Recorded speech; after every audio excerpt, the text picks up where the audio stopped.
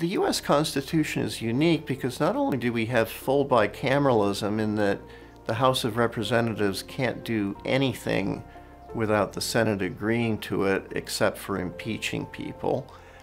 The U.S. Constitution is also unique because the Senate is actually more powerful than is the House of Representatives.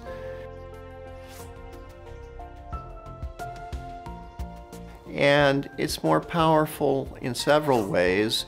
First, it has to agree to all the bills that the House passes before they can be presented to the President for his signature or passed over his veto. So in that sense, the Senate has the same power as the House.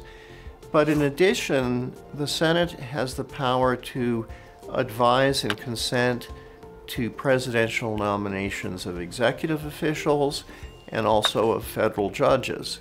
And so the Senate plays a key role in picking subordinate cabinet members, the Supreme Court, the federal courts of appeals, the federal district judges, and the U.S. attorneys who are federal prosecutors, of whom there are 93 spread around the United States. Over the course of 225 years, the President and the Senate have balanced out their advice and consent powers in some interesting ways. Senators from the same party as a president typically get to pick the U.S. attorney in their home states and often the district judges in their home states.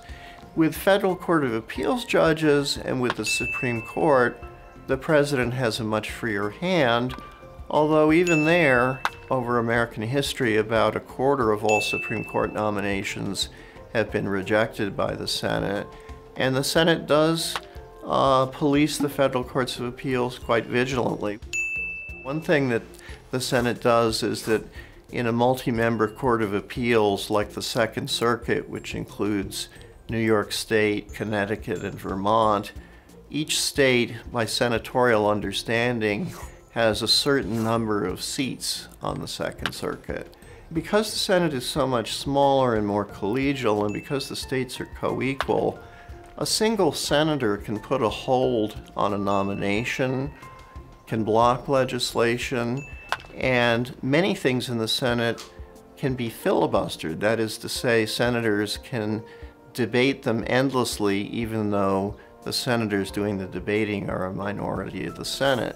For most actions in the Senate, you actually need to get 60 votes to invoke cloture to end a filibuster to bring a matter up for a vote.